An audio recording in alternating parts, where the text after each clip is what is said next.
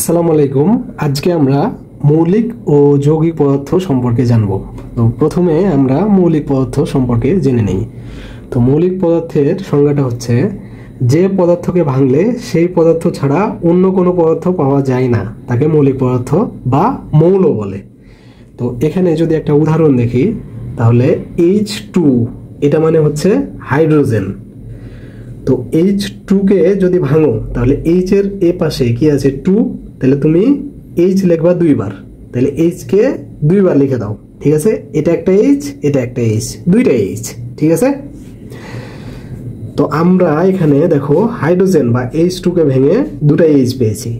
H মানেও hydrogen, H মানেও hydrogen. তাহলে ব্যাপারটা কি হলো, হাইড্রোজেনকে ভেঙে আমরা আবার হাইড্রোজেনই পাইছি। তাহলে দেখো এই হাইড্রোজেনটা হচ্ছে মৌলিক পদার্থ। কারণ মৌলিক পদার্থের সংজ্ঞাটা হচ্ছে যে পদার্থকে ভাঙলে, যেমন ধরো এখানে হাইড্রোজেনকে ভাঙলে সেই পদার্থ ছাড়া অন্য কোনো পদার্থ পাওয়া যায় না। মানে হাইড্রোজেনকে ভাঙলে হাইড্রোজেন ছাড়া যদি অন্য কিছু না পাওয়া যায় তাহলে ওটা হচ্ছে মৌলিক পদার্থ। তাহলে এখানে দেখো হাইড্রোজেনকে ভেঙে আমরা কিন্তু হাইড্রোজেন ছাড়া আর কিছু পাই নাই। হাইড্রোজেনকে ভেঙে আমরা দুটা হাইড্রোজেন পেয়েছি, বা H2 কে ভেঙে আমরা দুটা H পেয়েছি, ঠিক আছে। তাহলে এই যে হাইড্রোজেনটা এটা হচ্ছে মৌলিক পদার্থ। তো এখানে মৌলিক পদার্থের আরো অনেকগুলা উদাহরণ দেওয়া আছে, ঠিক আছে। এটার মতো করে এগুলা প্রত্যেকটাই মৌলিক পদার্থ। আবার তুমি যদি আয়রন বা লোহা বা Fe এটার ক্ষেত্রে দেখো, তাহলে লোহা, হ্যাঁ, এটাকে যদি ভাঙতে থাকো তাহলে তুমি এই যে লোহার ভিতরে কি আছে দেখো, প্রত্যেকটা জায়গায় Fe আছে। Fe মানে হচ্ছে লোহা, ঠিক আছে। তাহলে তুমি লোহাকে যতই ভাঙো Fe ছাড়া এখানে কি কিছু দেখতে পাচ্ছ না, তাহলে Fe ছাড়া কিছু পাবা না। তার মানে যে পদার্থকে ভাঙলে, মানে এখানে লোহাকে ভাঙলে সেই পদার্থ ছাড়া অন্য কোনো পদার্থ পাওয়া যায় না, মানে লোহা ছাড়া আর কিছু পাওয়া যাবে না, তাহলে ওটা হচ্ছে মৌলিক পদার্থ। তো দেখো এখানে লোহা বা Fe এটাকে তুমি যদি ভাঙতে থাকো তাহলে তুমি Fe ছাড়া বা লোহা ছাড়া আর কিছু পাবা না। দেখো এখানে লোহা ছাড়া আর কিছুই নাই, তার মানে লোহাটা হচ্ছে মৌলিক পদার্থ। তো এখানে মৌলিক পদার্থের অনেকগুলো উদাহরণ দেওয়া আছে, এই যে সোনা, রূপা, লোহা, তারপরে nitrogen, phosphorus, carbon, oxygen, helium, calcium, argon, magnesium, sulphur, এগুলা সবগুলাই মৌলিক পদার্থের উদাহরণ। আর এখানে ইম্পর্টেন্ট আরো কিছু কথা লেখা আছে যেগুলা তোমাদের বোর্ড পরীক্ষায় নৈর্ব্যক্তিকে এসেছিল, হ্যাঁ। সেটা হচ্ছে এ পর্যন্ত 118টি মৌল বা মৌলিক পদার্থ আবিষ্কৃত হয়েছে। যেটাই মৌল সেটাই কিন্তু মৌলিক পদার্থ, একই কথাই, ঠিক আছে। আর এই যে 118টা মৌল বা মৌলিক পদার্থ আবিষ্কৃত হয়েছে তার মধ্যে 98টা মৌল প্রকৃতিতেই পাওয়া যায়, ঠিক আছে। 98টা মৌল প্রকৃতিতে পাওয়া যায়। আর মানব শরীরে অর্থাৎ আমাদের শরীরে মোট 26 ধরনের ভিন্ন ভিন্ন মৌল আছে। যশোর বোর্ড 21 সালে একটা প্রশ্ন এসেছে, সেটা হচ্ছে আমাদের শরীরে মোট কত ধরনের মৌল আছে। এটার উত্তর কি হবে বলো তো। এই যে দেখো এখানে দেওয়া আছে আমাদের শরীরে মোট 26 ধরনের মৌল আছে, ঠিক আছে। তাহলে উত্তর কি, উত্তর হচ্ছে 26। আবার চট্টগ্রাম বোর্ড 21 সালে আর একটা প্রশ্ন এসেছে, সেটা হচ্ছে প্রকৃতিতে প্রাপ্ত মৌলের সংখ্যা কতটি। দেখো এই যে 98টা মৌল প্রকৃতিতে পাওয়া যায়, তার মানে প্রকৃতিতে প্রাপ্ত মৌলের সংখ্যা হচ্ছে 98টি। তাহলে এই যে 98টা হচ্ছে উত্তর, ঠিক আছে। গ নাম্বার হচ্ছে উত্তর। আর দিনাজপুর বোর্ড 21 সালে আর চট্টগ্রাম বোর্ড 21 সালে আর একটা প্রশ্ন এসেছে, সেটা হচ্ছে কি মৌলিক পদার্থ কাকে বলে। তাহলে এই যে মৌলিক পদার্থের সংজ্ঞাটা মুখস্থ করে নিবা বা একটু বুঝে নিবা, ঠিক আছে, যাতে লিখতে পারো যে পদার্থকে ভাঙলে সেই পদার্থ ছাড়া অন্য কোনো পদার্থ পাওয়া যায় না তাকে মৌলিক পদার্থ বা মৌল বলে।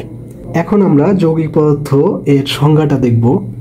তো সংজ্ঞাটা হচ্ছে যে সকল পদার্থকে ভাঙলে 2 বা 2 এর অধিক মৌল বা মৌলিক পদার্থ পাওয়া যায় তাদেরকে যৌগ বা যৌগিক পদার্থ বলে।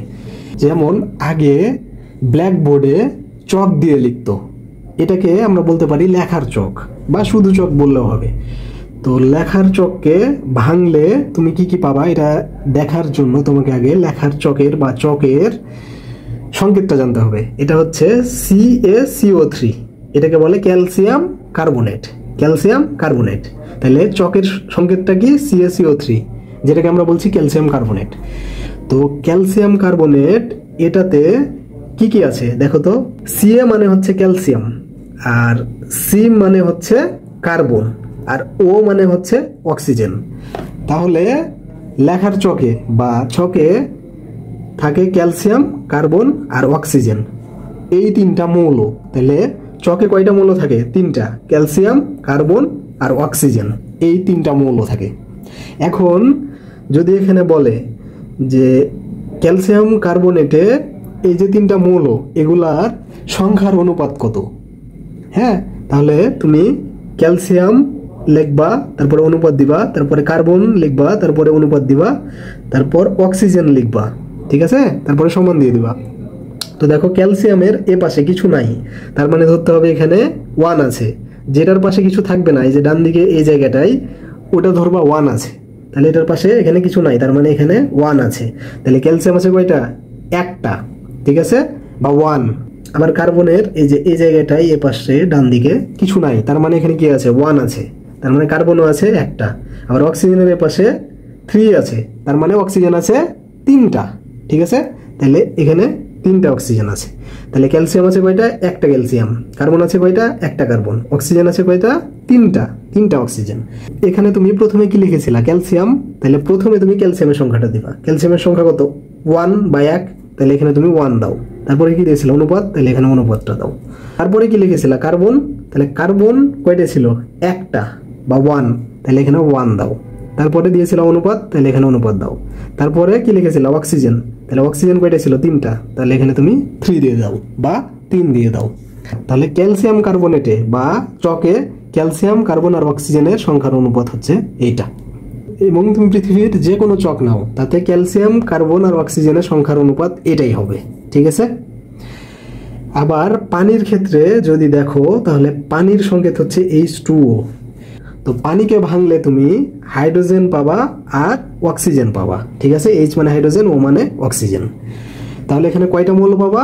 2টা, একটা হচ্ছে হাইড্রোজেন আর একটা হচ্ছে অক্সিজেন, মোট 2টা মৌল পাবা। এখন তোমাকে যদি বলে যে হাইড্রোজেন আর অক্সিজেনের সংখ্যার অনুপাত কত, তাহলে কিভাবে বের করবা? এটা হচ্ছে হাইড্রোজেনের এপাশে দেখবা, এপাশে কত আছে? 2, তাহলে হাইড্রোজেন হচ্ছে 2টা। আবার অক্সিজেন বা ও এটার এপাশে দেখবা, তাহলে অক্সিজেন এর এপাশে কিছু নাই, কিছু না থাকলে কি 1, তাহলে অক্সিজেন হচ্ছে একটা, ঠিক আছে। তাহলে তুমি প্রথমে হাইড্রোজেন এটা দাও, তারপর অনুপাত দাও, তারপরে আছে অক্সিজেন, এখানে অক্সিজেন দাও, তারপর সমান দিয়ে দাও। তাহলে প্রথমে কি নিয়েছিলাম? হাইড্রোজেন। তাহলে হাইড্রোজেন আছে কয়টা? 2টা, তাহলে এখানে 2 দাও, তারপর অনুপাতের জায়গায় অনুপাত দাও। তারপরে কি নিয়েছিলাম? অক্সিজেন।